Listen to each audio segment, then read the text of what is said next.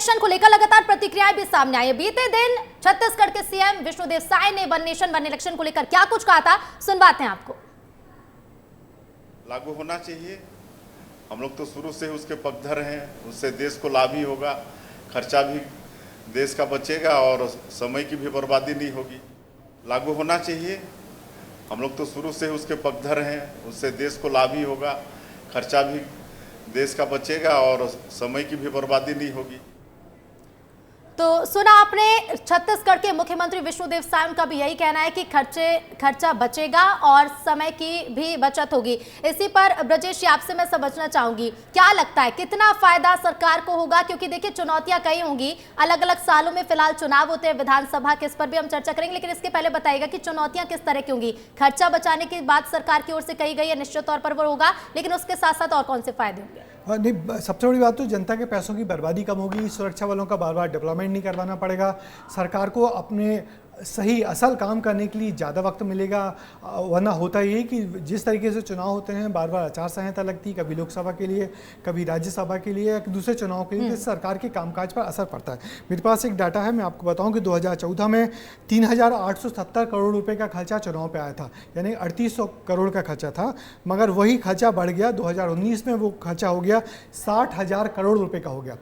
और उसके बाद जब 2024 में, यानी कि जो अभी इस साल जो चुनाव हुआ, उसमें तकरीबन 1.5 लाख करोड़ का खर्चा हुआ। हमारे खर्चा लगातार बढ़ता जा रहा है। सरकार के लिए पूरे देश में लोकसभा चुनाव कराना बड़ा मुश्किल होता है। और फिर उसके बाद जैसे हम मध्य प्रदेश में देखते हैं, मध्य प्रदेश में पहले विधानसभा के चुनाव होते हैं दिसंबर में, और उसके ठीक 3 महीने बाद लोकसभा के चुनाव होते हैं। यदि ये दोनों चुनाव एक साथ हो जाओ तो कितना अच्छा रहेगा। तो इसी पहल को देखते हुए सरकार ने कोशिश की है कि वन नेशन वन इलेक्शन, यानी कि सभी राज्यों की विधानसभाओं में और लोकसभा में एक साथ चुनाव हो जाए। मगर बड़ी बात वही है कि जिन विधानसभाओं के टेन्योर अभी बहुत बाकी हैं, यदि 2029 में लोकसभा के चुनाव होते हैं और उसी वक्त इनके भी चुनाव होंगे, तो कई विधानसभाओं को भंग करना पड़ेगा। उस भंग करने की क्या प्रक्रिया रहेगी, वो उसके लिए क्या रास्ता निकालेगी सरकार, इस बिल में देखना पड़ेगा। बिल्कुल बिल्कुल, ये देखना होगा कि उन्हें भंग करने के लिए क्या कुछ प्रक्रिया होगी। ब्रजेश जी आप बने रहेगा, लौटूंगी आपके पास। रवि मेरे हमारे साथ रायपुर से जुड़ गए हैं। रवि, छत्तीसगढ़ के मुख्यमंत्री विष्णुदेव साय को भी हमने सुना, उन्होंने कहा कि वन नेशन वन इलेक्शन लागू होगा। हम इसका स्वागत करते हैं इस फैसले का, क्योंकि ऐसे में खर्चा भी बचेगा और एक ही समय पर पूरे देश भर में चुनाव भी हो सकेंगे। रवि रितु, सही कहा है विष्णुदेव साय ने, मुख्यमंत्री जी ने, कि समय भी बचेगा, पैसा भी बचेगा, क्योंकि छत्तीसगढ़ में जब चुनाव होते हैं तो दो चरण में, 3 चरण में कराना पड़ता है, क्योंकि छत्तीसगढ़ का एक हिस्सा है जो नक्सल प्रभावित है, जहां पे 80-80 हजार जवानों की तैनाती की जाती है। संवेदनशील इलाका होता है, इसलिए वहां ज़्यादा फोर्स की तैनाती होती है।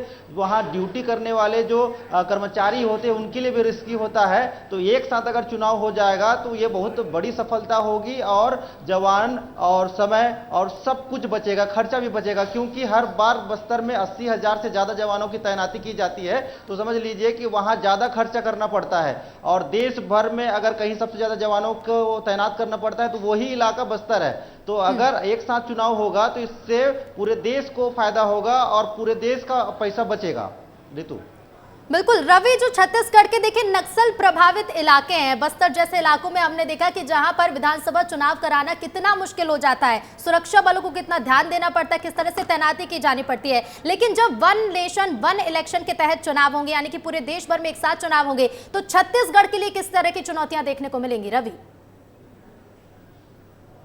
देखिए, चुनौती तो सबसे ज़्यादा सिर्फ और सिर्फ बस्तर इलाके में ही होगी, क्योंकि हर बार हमने देखा है कि विधानसभा चुनाव हो या लोकसभा चुनाव हो, बस्तर में जवानों का रिस्क बढ़ जाता है। कई जवान शहीद हो जाते हैं, कई कर्मचारियों को भी जान गंवानी पड़ती है।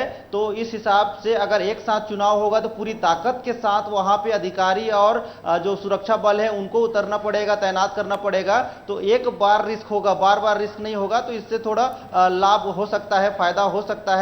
हमने देखा है कि हेलीकॉप्टर से वहां पर मतपेटियों को भेजना पड़ता है, 3-3, 4-4 हेलीकॉप्टर वहां पर काम करते हैं। तो सोचिए कि वहां कितना ज्यादा खर्चा करना पड़ता है दूसरे इलाकों के हिसाब से। तो छत्तीसगढ़ के हिसाब से चुनौती भी है और यहाँ रवि चुनौती भी है, लेकिन कह सकते हैं कि वन नेशन वन इलेक्शन के साथ वो फायदे भी होंगे कि जो चुनौतियों का सामना सरकार को करना पड़ता है, उन चुनौतियों का सामना बार बार नहीं करना पड़ेगा, यानी कि विधानसभा और लोकसभा में अलग अलग एक साथ ही चुनाव होंगे। आप बने रहिएगा, लौटूंगे आपके पास। और चलिए मध्य प्रदेश का भी हाल जान लेते हैं। विवेक पांडे हमारे साथ जुड़ गए।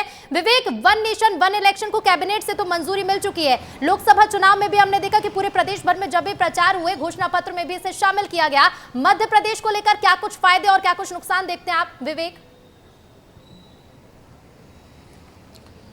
देखिए ऋतु, मध्य प्रदेश में वन नेशन वन इलेक्शन को लागू करना ये एक बड़ी चुनौती हो जाएगी। चुनौती इस लिहाज से होगी क्योंकि मध्य प्रदेश में एक साथ लोकसभा और राज्य सभा के, मध्य प्रदेश में विधानसभा और लोकसभा एक साथ चुनाव कराए जाते हैं, तो ऐसे में मैन पावर कितना एक्टिव होता है और जब चुनाव होंगे उस वक्त लोगों की समस्या को लेकर सरकार किस तरीके से काम करेगी, क्योंकि आचार संहिता उस वक्त लागू होती है, कोड ऑफ कंडक्ट लागू होते हैं, उस वक्त लोगों की जो शिकायतें होती, समस्या होती है, उसका निराकरण कैसे होगा, क्योंकि जो एक साथ चुनाव कराने की प्रक्रिया है ये केंद्र सरकार आज इस बिल को लेकर आ गई है। मध्य प्रदेश सरकार जरूर इसका स्वागत करेगी क्योंकि आने वाले 2026 तक ये कहा गया था कि कई राज्यों में चुनाव होंगे और मध्य प्रदेश में इसमें नाम शामिल था, लेकिन मध्य प्रदेश में किस तरीके से लागू होगा, कैसे इंप्लीमेंटेशन होगा, ये देखने वाली बात है। लेकिन जब ये केंद्र सरकार ने इस बिल को लेकर आ चुकी है, आने वाले समय में शीतकालीन सत्र में इस बिल को पारित किया जाएगा। अभी कैबिनेट ने मंजूरी दी है, तो मध्य प्रदेश सरकार भी इसको लेकर तैयारी अपनी करेगी और आने वाले दिनों में जब ये चुनाव मध्य प्रदेश में होंगे तो कितना असर डालते हैं ये देखने वाली बात है। लेकिन जहां तक एक बात है कि प्रधानमंत्री ने बात कही थी कि खर्च कम हो जाएगा, चुनाव में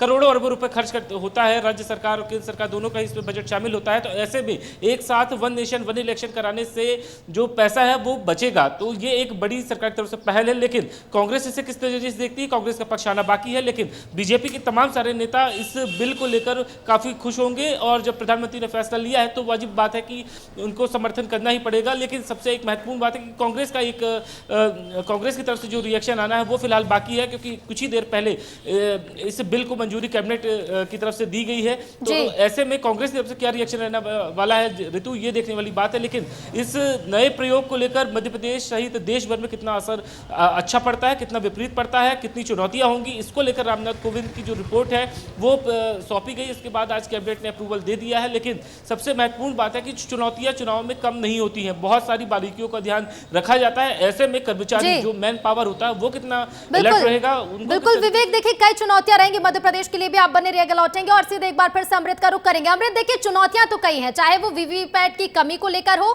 चाहे इसके साथ ही विधानसभाओं को भंग कराने को लेकर। क्या लगता है, क्योंकि 2029 की बात कही जा रही है, इससे पहले कौन कौन से राज्य हो सकते हैं, कितने राज्य हो सकते हैं? अमृत। ऋतु, देखिए जो अभी बात सामने आ रही है वन नेशन वन इलेक्शन की, ऐसा नहीं है कि ये पिछले 5 साल के दौरान ही इसकी चर्चा शुरू हुई हो। अगर इसको हम ट्रेस बैक करते हैं तो 1980 में पहली मर्तबा इस देश में जरूरत हुई वन नेशन वन इलेक्शन की, उस दौरान इसको प्रपोज किया गया। याद करें 1980 में किया गया, 1980 में। उसके बाद अटल बिहारी वाजपेयी की सरकार जब रहती है, एनडीए की सरकार है, 1999 में इसमें जो है जीवन रेड्डी के नेतृत्व में लॉ कमीशन ने 170 पन्नों की रिपोर्ट तैयार करती है और उसमें जो सिफारिश की जाती है कि एक राष्ट्र एक चुनाव बहुत ही जरूरी है। इसके कई सारे मापदंड अलग अलग दिए गए थे, लेकिन उसके बाद उसी चीज को, वही एक्सटेंशन है, देश चलता है, सिस्टम भी अपने आप चलता रहता है। ऐसा नहीं, मनमोहन सिंह के सरकार के कार्यकाल में भी इस पे गौर फरमाया गया था, लेकिन बात है इनिशिएटिव लेने की, उस पे तगड़े एक्शन लेने की, और मोदी सरकार इसको लेकर के प्रतिबद्ध भी नजर आई और उसके बाद ही उन्होंने घोषणा कर दी कि देखिए 2029 तक हम चुनाव कराएंगे। अब सवाल उठता है कि क्या जो अभी परिदृश्य है इसी तरह से चुनाव होगा, या फिर जैसा कि अभी ब्रिजेश सर बता रहे थे, अमेरिका में जो चुनाव होते हैं वो प्रेसिडेंशियल सिस्टम है, वहां पे वो 1 साल का चक्र होता है उनके चुनाव का पूरा। ऐसे में जो हमारी पार्लियामेंट्री सिस्टम है उसका चक्र कितने दिन का होगा, विधानसभाएं लोकसभाएं किस तरह से चलेगी, ये जो है जो रामनाथ कोविंद की रिपोर्ट है उसमें उसका पूरा ब्यौरा जो है खाका रखा गया है कि कितने लेयर में कितने समय में इन चुनावों को संपन्न कराया जाएगा। जैसा कि रवि मीरी बता रहे थे, जैसे कि विवेक बता रहे थे, कई सारी चुनौतियां हर राज्य की अपनी अपनी अलग अलग है। जैसे नक्सलाइट्स बेल्ट है उसमें कैसे जाएंगे, कश्मीर है तो उसके लिए भी क्या हल है क्या नहीं है, उसके ऊपर भी कमेटी ने उस पर गौर फरमाया है, उसको व्यापक जो है उसके डिस्कशन की है। जैसा कि मैं कह रहा था, इलेक्टोरल पॉलिटिक्स के जितने भी स्टेक होल्डर है, चाहे सिक्योरिटी एजेंसियां हो या फिर पॉलिटिकल पार्टीज हो या आम जनता हो, सबके सुझाव लिए गए, एक्सपर्ट कमेटीज की सुझाव ली गई है। बिल्कुल, कई सुझाव लिए गए और उसके बाद कैबिनेट से मंजूरी मिली। अमृत बने रहेगा। ब्रजेश, ये आपसे समझना चाहेंगे संविधान और कानून में किस तरह के बदलाव करने पड़ेंगे, क्योंकि देखिए इतना आसान नहीं होगा। कैबिनेट से मंजूरी मिल गई है, लेकिन इसके साथ साथ ये भी बताइएगा कि संविधान कानून का बदलाव और राज्य की विधानसभाओं से पारित कराने की कितनी चुनौती रहेगी सरकार के सामने? देखिए, राज्य की विधानसभाओं से चुनौती माने कोई बड़ा बदलाव होता है तो राज्य की विधानसभाओं से माने सेंट्रल के साथ साथ राज्य की विधानसभाओं से भी पारित करवाना बहुत जरूरी होता है। अब जैसे इसमें तो पारित कराने के अलावा उस विधानसभा का जो कार्यकाल है, चाहे वो पहले हो चाहे बाद हो, उस विधानसभा को भंग भी करना पड़ेगा। जैसे मध्य प्रदेश की यदि हम बात करें 2029 में यदि इलेक्शन होंगे तो मध्य प्रदेश में अब जो अगला चुनाव है विधानसभा का वो 23 के बाद 28 को होगा। तो मध्य प्रदेश की विधानसभा कार्यकाल 28 को खत्म हो जाएगा, मगर चूंकि वन नेशन वन इलेक्शन के चलते 29 को चुनाव होगा तो यहाँ का मध्य प्रदेश की विधानसभा का कार्यकाल बढ़ाया जाएगा। कुछ जगहों की विधानसभा का जैसे कार्यकाल और ज्यादा होगा तो उनको कम किया जाएगा। तो एक बड़ी चुनौती होगी कि कैसे कुछ विधानसभाओं का कार्यकाल भंग किया जाए, कुछ को आगे बढ़ाया जाए। तो ये एक बड़ी चुनौती है, इसको कैसे निपटेगी सरकार ये देखना बाकी होगा। मगर इसके लिए बहुत संविधान संशोधन की जरूरत होगी और संविधान संशोधन के लिए फिर एक बड़ा बहुमत चाहिए होगा। तो वो बहुमत कैसे इकट्ठा करेगी ब्रजेश, अब देखना होगा कि इन तमाम चुनौतियों को सरकार कैसे पास करती है, कैसे पार करती है और जो मंजूरी मिल गई है उसे आगे कैसे तक लेके जाती है। फिलहाल शुक्रिया ब्रजेश जी आपका।